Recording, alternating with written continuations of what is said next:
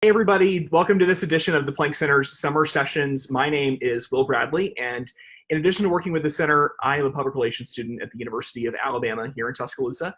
Today we are joined by folks that are part of a very special group within the Planck Center known as our emerging leaders. These men and women are part of the next generation of the PR industry and serve in a variety of professional roles across agencies and corporations. And right now for this session, we'll be discussing the current state of the industry. So with the coronavirus pandemic still affecting all of us, along with the economic implications of all of that, kind of how recent graduates and young professionals, which these folks were not too long ago, can be using kind of this time to improve themselves in their careers. And so I just want to take a moment to have each of them introduce themselves, tell us a little bit about themselves and their career, and then we'll get started with questions. So Chris, you can start. All right, happy to do that. Well, thanks for getting us all together, Will. This is excellent, and to the Planck Center for really organizing this. And as you said, I'm Chris Bonelli. I'm currently working at General Motors. Have been for about 6 years now. As of now, doing product and brand communications, mainly working on trucks and SUVs for the Chevrolet brand, which has been very exciting. As a very strong core part of our business. Really excited to continue to work through the Planck Center here and getting our group together, as you call them, our emerging leaders. It's supposed to be just that, our group of really highly motivated individuals from across the country, across industries, agency to corporate, all over the place, that we really feel provides a unique insight to what a younger professional or a person within 8 or so years out of graduating, to not only help to connect with those folks, specifically on behalf of the Planck Center, but also to be advisors really to the board and to the Planck Center on what may be more relevant to people of our age and people within our career bracket. So we're all really excited. We got a great cast of characters, and let's meet the rest of them. Awesome. Merritt, if you want to kind of tell everybody about yourself. Yeah, hey y'all, I'm Merritt Montanary. I am a communications specialist at Jackson Spalding, which is a marketing communications agency. I am located in our Dallas, Texas office, and so I primarily focus on media relations and influencer relations. I work with a variety of clients in all different industries, so no 2 days are ever the same, but that's what I really love about my job. And I'm on the Planck Center Emerging Leaders Committee. I really help with our external visibility initiatives, and I'm really excited about this webinar and hope y'all leave with some good takeaways. Awesome, thank you, Merritt. Myreet, go ahead. Yep, Myreet Wolford here. I am in Chicago at Ketchum PR. Ketchum is a global public relations communications consultancy, and for them, I do the business development or the growth of Ketchum. I've been there for 6 years, come June this month, and I have loved every minute of it because I get to actually bring the client side to the agency side and pitch that out and bring in new business, but also grow our current clients and make sure that they're happy. And I have been so fortunate to work with the Planck Center ever since I was at the University of Alabama, where I was the AE at Capstone Agency, and then the past chair for this Emerging Leaders Committee. We are so excited to share our insights because that was the whole reason we created the Emerging Leaders Group. So I'm excited for you guys to hear from our crew. Thank you, Myreet. Leah, go ahead. Thanks, Will. Hey, everyone. My name is Leah Say. I work in manufacturing and labor communications at General Motors. I split my time about 50-50 right now in between one of our plants, the Flint Metal Center in Flint, Michigan, and then our manufacturing headquarters in Warren, Michigan. Before my role currently in manufacturing, I was in product and brand communications as well as our public policy communications team. I've been at GM for about 3 years. On the Emerging Leaders Committee, I work on our resource guides, which is a really important tool that we have that we create a few times a year to bring different resources to professionals in the PR industry. So I'm really excited for this conversation and excited for you all to hear from us. So talk soon. Thank you. Brian Price. Hey everybody, I'm Brian Price. I'm based in Chicago and I work at Axis Capital. It's a specialty insurance and reinsurance company. In that job, I'm focusing a lot of my time on internal and external communication on some specialty classes of business. We have like cyber risk protection, renewable energy risk protection, and risk mitigation, and let's see, what else? Global shipping for sea vessels. It's a long way from where I started my career, which was the Twitter account for Slim Jim. And I did that at Edelman in the Chicago office. So it really goes to show already, just through 6 years of being a professional, the varied experiences that you can have in a communications career. I've been with the Emerging Leaders subgroup for, well, since we started it, like 5 or 6 years ago, maybe 5 years ago. And I've had a couple of different positions on the group, and right now I'm focusing on the diversity and inclusion work. Awesome. Thank you, Brian. And then last but certainly not least, Taylor. Hi, yes, I'm Taylor Shellnut. I also graduated from the University of Alabama in 2016. Since then, I've been at Fleischman Hillard in Dallas, Texas. So it's been about 3.5 years so far. I primarily sit on the brand marketing team. So I do a lot of the consumer work, retail, primarily focused in media and influencer relations. Some of my day-to-day clients are Lowe's Home Improvement, Academy Sports, and Hershey. So it's really fun work, kind of a nice mixture of tasks from every day. So it's really fun work and just important to have, kind of the context of what is going on in the environment today for our clients as we counsel them, and then as we talk to you guys too about what to expect as you're entering the workforce and really trying to land that first job. So excited to be here with you today, and I've worked closely with Merit on the external visibility initiatives for this group. So we're excited to chat. Wonderful. Thank you, Taylor, and thank you, everybody.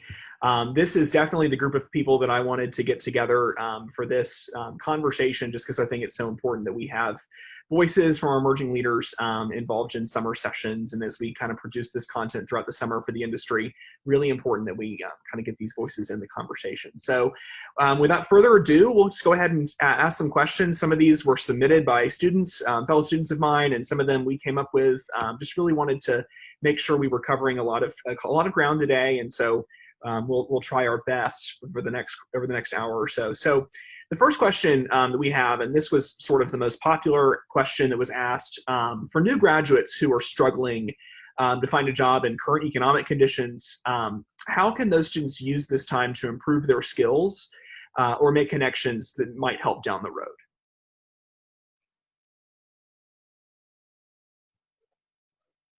I'm happy to take this one.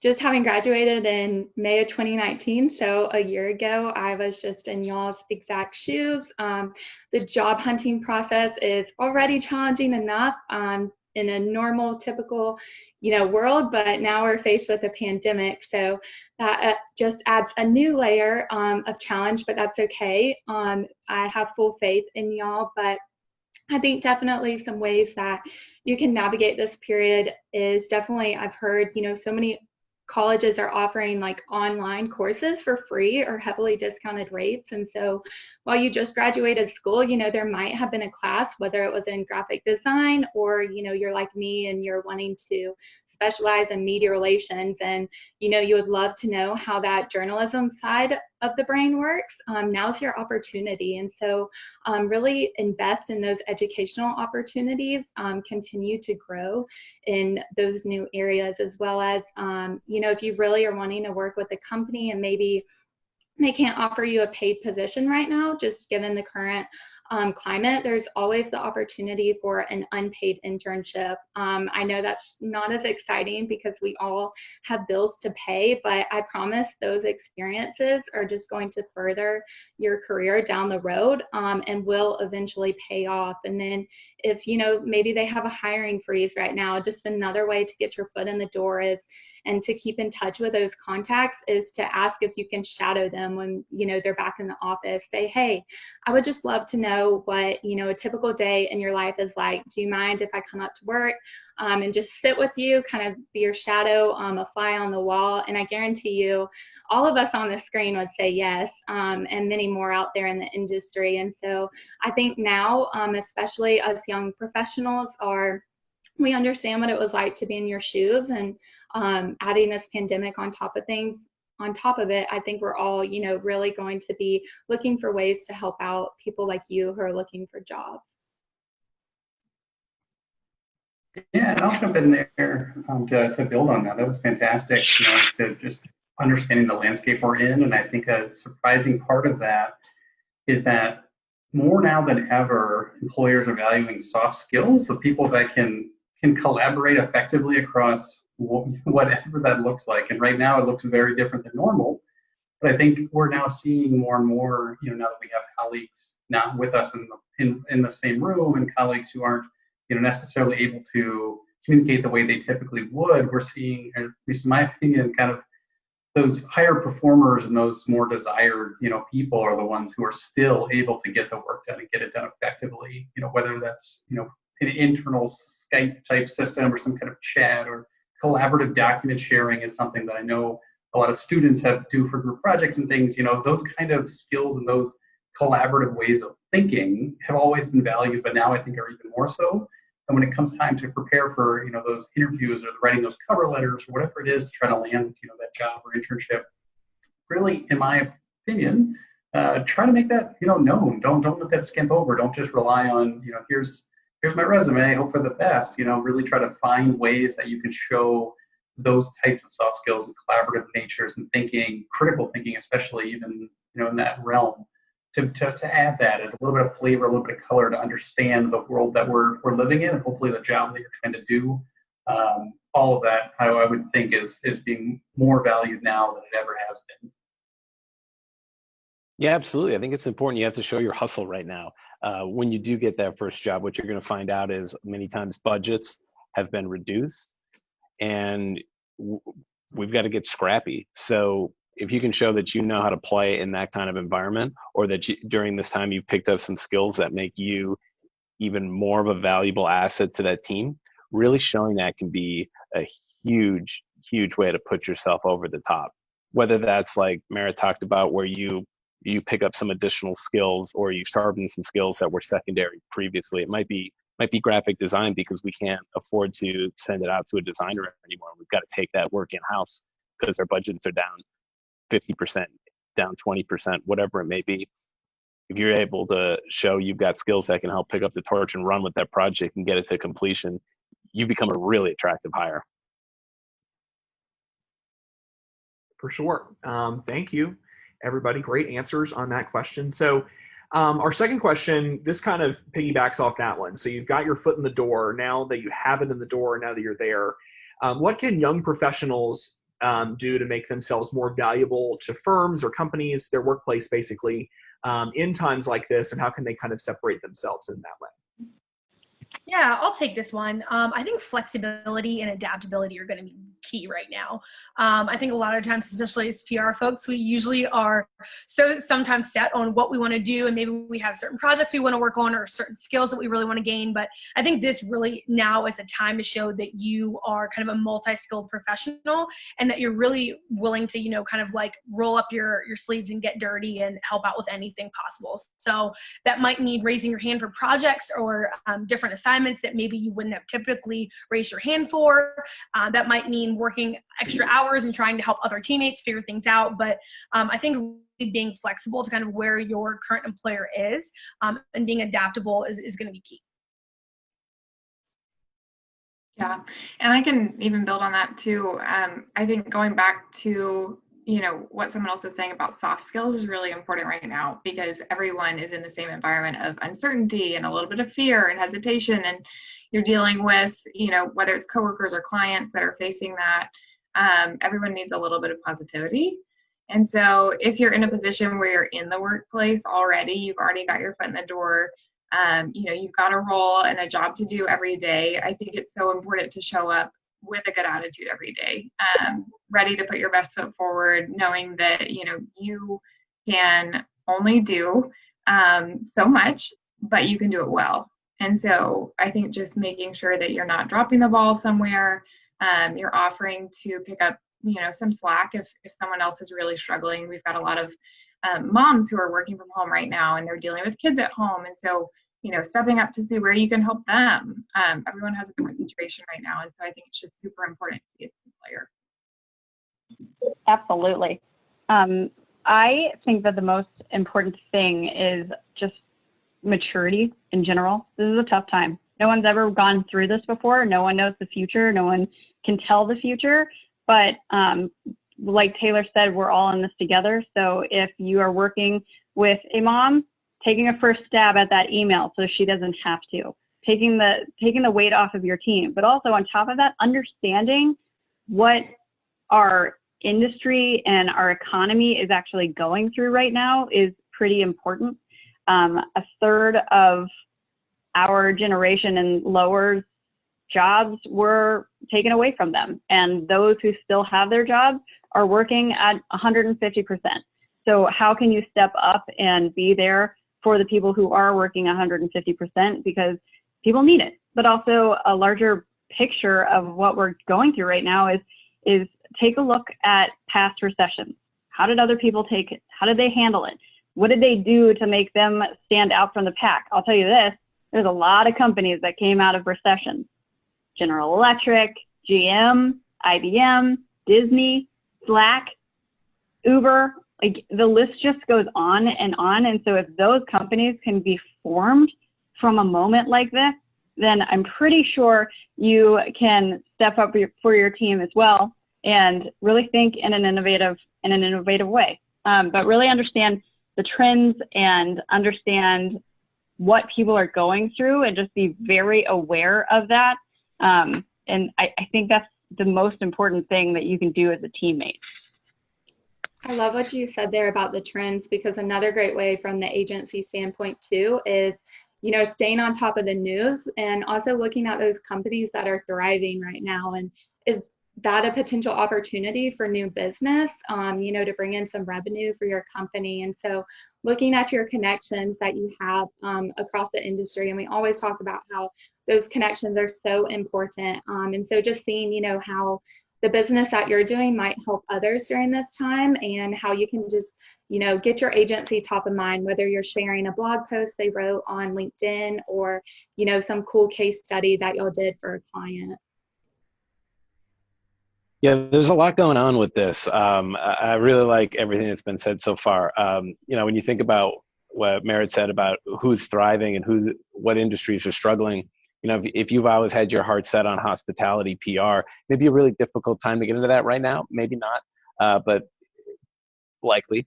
But with that first job, you don't always have to focus on finding everything all at once. It's the perfect career for you. If you're looking for certain aspects that you can really pull out that's valuable, and maybe it's not the perfect client or the perfect organization, but the work that you're doing is really strong and valuable and relevant to where you want to go, that's still a really, really great first job. Awesome. Great answers again to a question that can kind of be difficult, especially right now. So we got this question in from somebody who just graduated, and they basically are in the same boat with a lot of other new graduates, and the jobs are scarce. And they ask, given that jobs are scarce and I just graduated, what can I do to stand out in interviews right now? I think as an interviewee, I want to know how you best use your time. How are you coming out of this and using it to your benefit? Leah said it, you have to have flexibility, and if you can't flex in this moment, how am I going to know that you're going to flex for me as my teammate? So showing up with a case study. What did you take from COVID-19, and what an odd time it was? I cannot wait for that to be the first question I ask in interviews when this starts up again. What did you do during your quarantine? I'm not saying that you have to have the most productive time in the world. In fact, I want you to be able to take a seat and take care of yourself. But what are the ways that you rose above it? And I want to know that, and bring that to me. And when you bring that in an interview, nerd out with me. We all went through this together. and I want to know how you took it on. And then as you're kind of describing that, I think there's a lot of ways that you can, having more time, presumably, to prepare for that interview. It's not just making sure that, when your final submitted resume is polished for this, that, and the other, but go through and kind of craft some answers to some questions that you think you might get asked, right? And by prepping, not only you don't script it out unless that's something you need to do, but get in your mind already kind of some situational examples that really let your skills shine, whether those are hard skills or soft skills, like I mentioned before. I think, in a lot of ways, sometimes employers will ask situational questions. Let's say, tell me about a time that you did X. But even if they don't ask it that way, I think you should always be able to answer that, because you're describing the situation. You're telling them what you thought through. You're explaining your critical thinking, and then hopefully, if you're doing it right and telling the full story, you're then able to give the results of it, or the lessons learned. Or my favorite question is, tell me about a time that you failed, and what did you learn from it, right? And people never want to go, I'm perfect and I've never actually made a mistake in my life. But being honest and true and telling, here's something I never thought this would happen, but when it did, I pivoted this way, and this was the results. And it may not have been great, but I know I'm going to make it better, moving forward. It's that humility and the real answers that always strike me when I'm interviewing people is more something that's not canned, but it's prepared, if that makes any sense. Yeah, no, that's great, Chris. I think demonstrating business acumen in an interview is going to be key. And I know some of you all have kind of touched on that a little bit earlier ago. But I think one of the great things about where we are in the PR industry is that we're not just storytellers. We know how to do storytelling. We're really great at media relations, but we also really understand the business, and we're able to easily articulate our knowledge of the business, where we are with competitors, what the market and landscape looks like, and then the value that our particular agency, our corporation brings to the world, really. So I think any candidate who's able to show that they understand the business, that they understand our current climate, that they understand where we're going, that they understand the market, that's going to be key, because it's not just good enough, unfortunately, now just to be a really good writer or be really great as someone who maybe you're a great speaker, and all those skills are important, but knowing the business and being able to articulate that is going to be really important, especially right now when a lot of organizations are having to make difficult decisions about the state of their business. The business thing is really interesting, because one of the things you hear a lot of right now is you absolutely cannot say that that you got into this because you don't want to do math, and having some business acumen is really important. That being said, I will say one of the most important things I think I learned in all my math classes was that you get credit for showing your work even if the answer is not perfect. And that's sort of what Chris was talking about, and others, you're explaining the way that you think. And that is so important in an interview, especially right now, to let them see how your mind works and how you approach challenging situations. Show your work.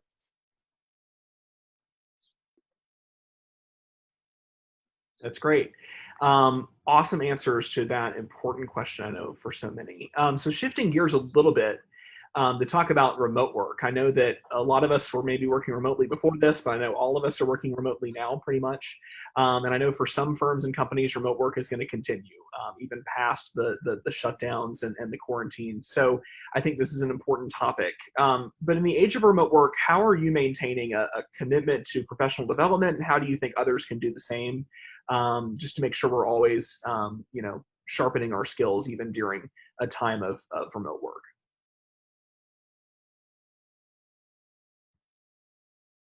I'll take this one. So I would say that maybe if I can answer it in a little different way, it's not specifically related to direct professional development, but for me, I've been really focused on making sure that I am healthy and sane and whole outside of work. For me, I found that I do my best work and my most meaningful work at GM when I am whole outside of work. So for me, that means after work, unplugging completely. Like right now, after this, I'm going to take the time and run. And then after that, I'm probably going to go take a bar or a yoga class, because that's for me what makes me happy and kind of gets me energized. So I'm sure the rest of the crew can kind of talk about some more hard and substantive ways to actually work on professional development. But for me, it's been so important to make sure that outside of work, that my personal life, that I'm happy and I'm okay so that I can bring my best self to work.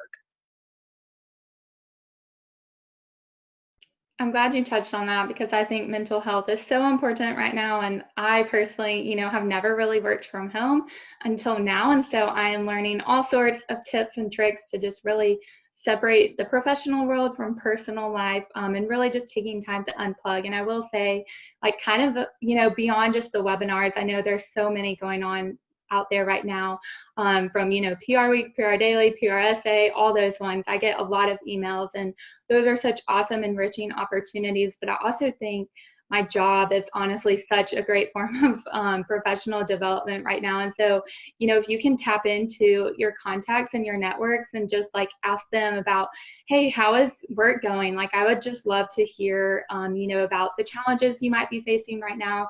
Are there things that you can talk with me about? I'd love to learn more about crisis communications. What are some tips for, how I can prepare for that whenever I'm either in that setting in the workplace or, once I am. And so I think that whether if you're in a role right now, just really looking for those opportunities within your company to grow and maybe take on some new responsibilities. We've already said a lot of companies are short staffed, so what better way to show how well-rounded you are than now? Or if you're looking for a new job, then reach out to those people and just try to, pick their brain. That's awesome, Merritt. I just wanted to say how much I like that answer. Thanks. That means a lot, Brian.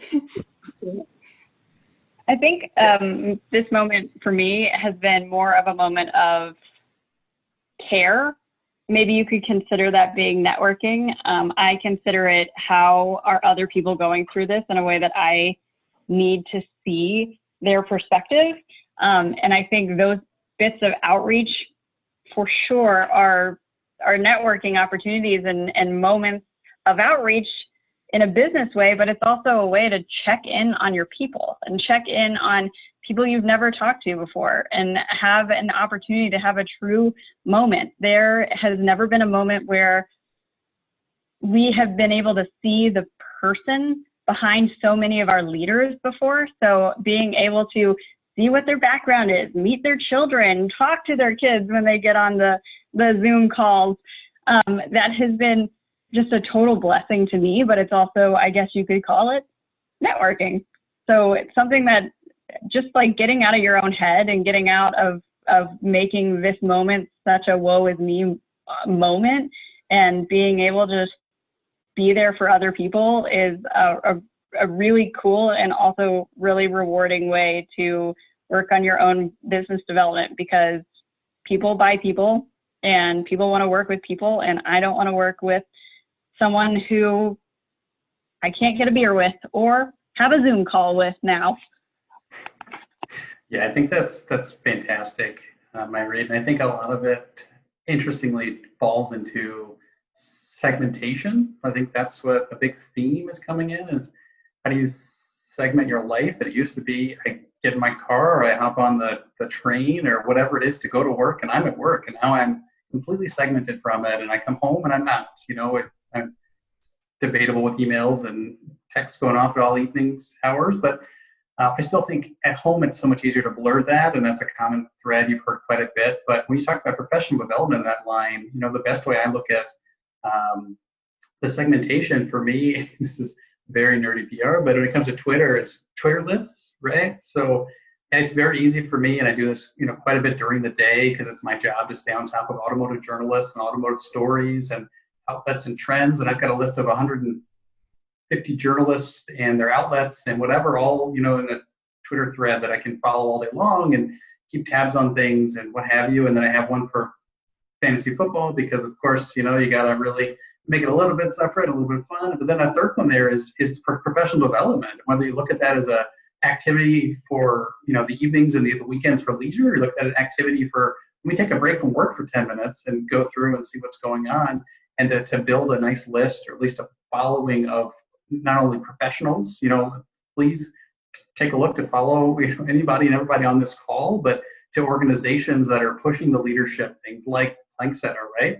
at Plank Center PR. It's a very easy, straightforward way. It's a one-click like, on Twitter or Facebook and Instagram and all the jazz, but just hearing, those insights from folks and the threads, and to know, again, that you're not going through it alone, because everybody's going through a common situation, but PR people are going through an even more specifically common situation for you, whether it's students or young professionals or agency folks whose clients aren't as responsive because of stuff going on, or the other end. It's a really unique way to segment that part of my life that I think of as kind of work because it's PR, but I push it into a whole different category for professional development, and my community and my network, I think, is another way to do that. It's really helpful for me. You got a personal media list. I like it. It's pretty hardy. That's awesome. So kind of to take what Chris said and expand on that about segmentation and everything. I had a manager at a previous job who told me, PR people like to think of themselves as always on and 24/7 going and going. And the key to that is to be cognizant of being always on, and kind of how we work through that. So my question to y'all is sort of about how, even though we're all working from home, we can still maintain a work-life balance, a work and home balance, and kind of how we can kind of find those guardrails right now while we're all sort of blurring the lines of work and home. Yeah, I can jump in there. I do think it's been a challenge for everyone, at least in the first month, if not still, to maintain boundaries between work and life. But I think that it's a really unique opportunity because you actually have more time now too for a lot of the things that you didn't before. So for example, I can wake up and still get a run in and have breakfast and log on my computer at my kitchen table, whereas before I'd have to account for drive time and getting ready and everything like that. And so there is more time in your day to be able to carve out for the pieces that really do benefit your life outside of work. With that said, there's definitely some kind of boundaries that you have to set around certain hours of the day. And I think it's really important to form a schedule and stick to a routine and know, this is the time I'm logging on every day. This is the time I'm going to try to log off if I can. And, understanding that we're not going to get everything done in the day. Our inbox isn't going to be completely empty, but that's okay. So getting done what needs to get done, and then being able to kind of prioritize and lay out what is okay to leave for tomorrow. And people are understanding right now too. Everyone is more understanding than they ever have been. And so I think, again, it's a perfect time to kind of set goals for yourself for this time of how you want to grow personally. And then start working towards those just as you would towards a professional goal. But definitely, I mean, to be honest, I enjoy working from home because I have more time to myself. I'm with you. This is one of those moments where we are actually being heard more than any other time. We have this opportunity to take surveys, and they want to know how we're feeling comfortable about returning to work, and how we want to prioritize our lives. And it's about our own best way of working. And if we don't take advantage of that kind of opportunity to be heard, then we're kind of letting a really hard but really neat opportunity pass us by.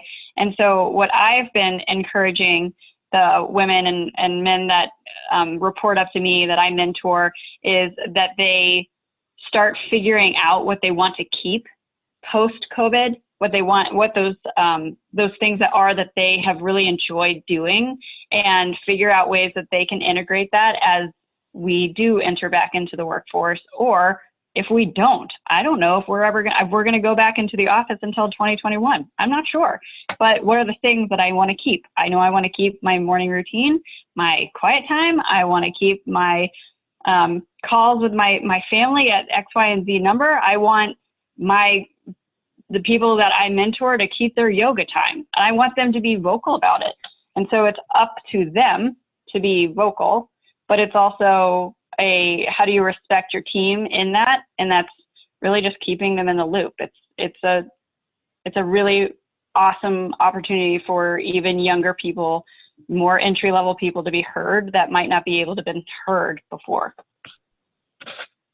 And it's weird to think that you have to kind of schedule your life more outside of work than usual, because all day long you have your Outlook calendar, your Gmail or whatever that's telling you when your next meeting is or whatever. Okay, I have 30 minutes before this. How much can I get done?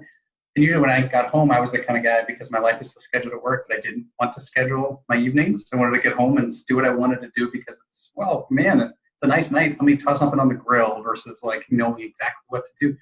But it's almost more important now to have some sort of schedule for your personal life, because it separates so much.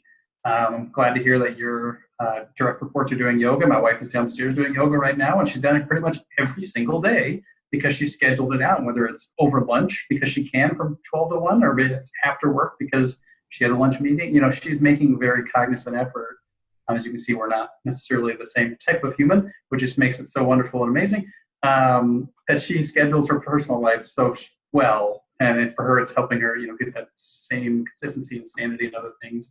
But just to build on that too, it's the work from home and the life balance and the stuff is too. It's also just not you in your office with the door shut. Whether you are married or you have roommates or you have children or whatever. It's trying to balance all of it. So knowing that you might not have a full hour to do what you want to do because you may get interrupted 3 times, which was a 2-minute interruption each time, but the amount of time it takes to get back on your train of thought or whatever, it adds up. And there's really unique studies being done and articles. So it's knowing how to get your job done with a cat that keeps walking on my table in front of me, at the same time that I'm shooing away, and consistently, being able to get your work done, get your personal life done, and enjoyable and sane, all in this crazy dynamic. Yeah, what I think is interesting about this time, it kind of reminds me of what we talked about with professional development before and what you're doing during this time. One of the things that doesn't make sense right now for me is to read a book about like business development, like in my free time. That's or like anything like truly like work oriented. Like after a long day, a lot of Zoom calls and stuff, you can be exhausted from that. So maybe I'll save that book for later and read one that's a little more fun in my evening instead, or a biography that's been on the shelf forever that I've been meaning to get around to. So that to me is a way where I can still do something that is like stimulating and, I don't know, maybe professionally developed oriented, maybe not, but I enjoy it. And that's just so much easier right now. So that's one way I'm trying to cope. Yeah, no, that's great. I know I talked a little bit about kind of how I unplug at the end of the day and bar, yoga, and running, whatever it is for me. But one thing I would say, if we can go a little more outside of COVID-19, but kind of what work-life balance looks like just for the normal whenever we get back to normal. For me, it's been really helpful to figure out kind of the ebbs and flows of my projects and my business, because I've quickly figured out work-life balance, whatever it is, whatever the term is, it's very challenging and it's really hard to do all the time. So for me, what I've been able to identify is when are times where I'm just going to be completely swamped and completely busy and have a ton of work to do. So maybe I'm up here, and then there are going to be times where it's a little more normal and I can breathe. And that's the time maybe I should take vacation. Maybe I should take PTO. Maybe I should really use that time to focus on other things. So for me, it's really been kind of figuring out, like, for example, right now I'm working on a very big project, and I know for the next month to month and a half, your girl's not going to have much of a life outside of work. And that's okay. And that's okay because I'm really enjoying the project. But I'm able to see immediately after that, because I know when the project is going to end, I see that, wait, like there's a rainbow at the end over there, and I'm going to be able to take time off and do lovely things. So if you're able to identify, and I think that for me was a skill that I learned probably about a year or two actually into my career, when I had a better idea of my projects and my teams, and I was able to look ahead and figure out what I was doing, months down the line. Obviously it's a little hard now with COVID, but if you're able to kind of figure out when those high times and those low times are for you, it's going to be able to help you look around corners and think proactively and kind of figure out when you're able to take time to just relax for yourself. And take time now. People keep thinking, let me just save it. I'm already home. I can't go anywhere. But no, for your mental health, taking off a Friday, taking off Friday and a Monday, if you can afford it, it doesn't feel like much, but again, schedule something to get out of the house, even if it's to go to a trail hike, 20 minutes down the road or whatever, but it's not being plugged in for that extra day, because as you probably know the statistic is horrid of how many days go unused for vacation in the US. And I think now feels like such an easy reason to not use them. And then once we get through this and we're back to a little bit normal, it'll be October and you'll say, I've got 2 weeks to spend with no vacations planned and nothing to do, and then it's wasted. So just to take it for yourself if you need it, or if you don't need it, do it anyway, because likely not getting it back. For sure. So just staying kind of in this talk about remote work and during kind of the moment we find ourselves in, what do each of you think that mid-level and executive level managers can be doing to support their teams right now? If you have a team, what are you doing to support that team? If you are led by someone that's great, what are they doing? And kind of, you know, what are they doing best practices in terms of supporting teams at this time? One of the things I think is really interesting that I'll chime in briefly on about the role of being in-house is that we have the ear of our executives at times. So my communications team, we've been working with different levels of management in the company on how they need to communicate with their teams. So it's a little bit more of an advisory role from that perspective. But I think it's really important to remind other facets of our business what some of their responsibilities are as a leader when it comes to communication. And that's been really valuable and well-received counsel from our C-suite down to like departmental heads.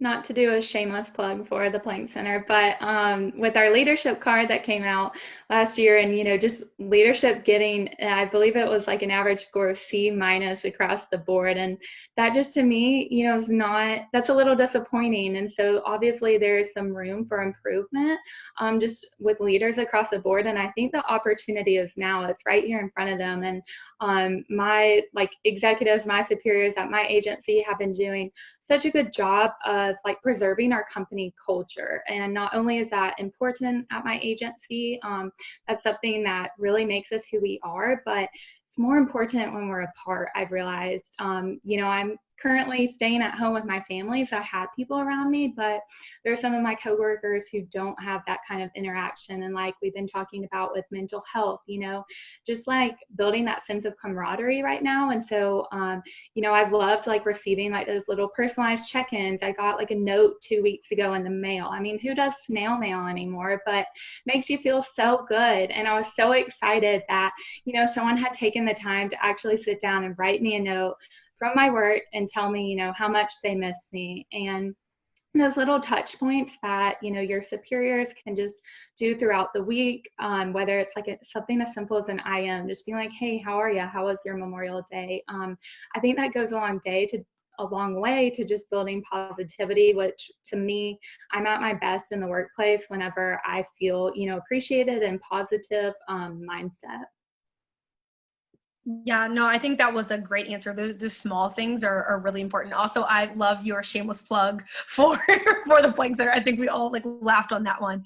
But I would say in addition to those things, for me, it's been really important to have a manager who has been able to kind of strategically assign work and kind of look ahead and figure out what's really important to do now versus what can hold off. I would say a few weeks ago, I was kind of in a space where I had a lot of different projects and they were all big projects and they were all important. And my manager just pulled me aside and we had a conversation about, okay, here are some of the things that you really needed to be working on. And here are some of the things that you can pull back on. And I think honestly, that's a two-way conversation. Sometimes it'll be you going to a leader, maybe it's a mid-level manager, a senior manager. That could be you going to them and having that conversation and saying, hi, I have a lot of work on my plate right now. Can you help me prioritize what's really important to the business? Or sometimes that's the leader just going to the employee or a mentor going to a mentee and really helping you sort out what's important. But I think when you're able to kind of dive deep and look around corners, that's going to help you figure out what's really important to work on and what can wait. So right before we had all of this madness happen, Ketchum actually did a total rebranding, and our tagline was empathy plus intelligence. And I didn't understand it until all of this happened, but I actually watched our senior leadership show empathy and intelligence in everything that they did.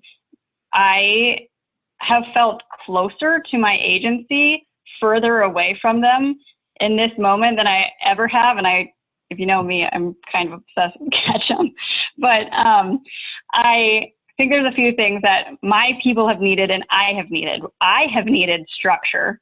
I have needed pen to paper, tell me what's going to happen. Here's, if we have too many things coming in, how do we say no? Teaching someone how to say no is so difficult. And it's something that we have to like continue to teach ourselves. And so having pen to paper on that gave me just a way to breathe. But for the people that I mentor, they love recognition. You can't turn around and say, hey, Franny, you're doing a great job. You have to write that email. So if you see something and you're like, wow, I'm really impressed by it, not a great job, thanks so much. It is great job because of these reasons and because of actual tangible things that they've done, and you want to see them keep doing, and just lift them up in that way. I think also personal check-ins, like one-on-one check-ins, making sure that you are aware of where they're at, because they might be one way on a phone call, and in reality, they're feeling a totally different way, and they're feeling overwhelmed, and they don't know how to prioritize. And you can't look at them and feel the empathy there. You can't feel that. You have to know how they're feeling. And then what we were saying about sending gifts, I have a bag of 700 Tootsie Rolls behind my desk right now that my team sent me because I was really overwhelmed one week, and they sent me just the sweetest little note that said, you're loved and you're our fiercest advocate and you're a bright ray of sunshine. And there was nothing else I needed except for that. So snail mail works, and just making sure that you're in the know. And I think sometimes the way that an agency or a company is set up is a lot of times based on even like just management relationship and leaning into your managers. I think sometimes we expect too much of people when in reality you should be using your relationship with your manager harder and stronger, and actually use that time. I come to my check-ins with a list of things that I'm worried about, a list of things I need her to take off my plate, a list of things that I want her to help me prioritize, and then a list of things that I need to check in on her for. So even mentoring up and checking in with your superiors is also super helpful, because they probably don't have a lot of people checking in on them. And so if you message someone and say, hey, I really appreciated the way that you were there for us, how are you doing? You don't know how much they might need that.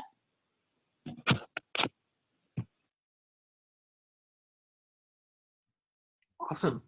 Well, that is sort of all the time that we have and the questions we have, but I do want to say thank you to everybody who joined, and we're all over the place from Detroit to Dallas to Tuscaloosa to Arizona. So really appreciate everybody who joined, and this is a continuing series. We'll continue throughout the summer, just talking to leaders in public relations about the topics of our time and how to handle your job and your career throughout this pandemic. But I do want to say thanks on behalf of the Planck Center and on behalf of, I'm sure, many grateful students and graduates and new employees everywhere who greatly benefited from this conversation. So thanks, everybody, and we'll see you on the next summer session. Bye, guys. Bye. Thank you. Thanks for joining.